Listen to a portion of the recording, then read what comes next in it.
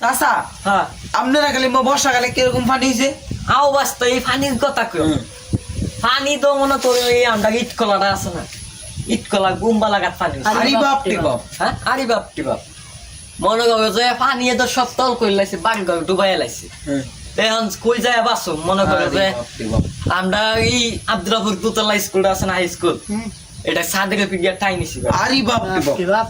ঠাই নিছি অন্য খাওয়ান দাওয়ান লাগবো বর্ষাকাল আইছে কি খাই বাসো পানি দাও খানা দানা বাসায় তল করে নিছি আরে বাপ রে বাপ।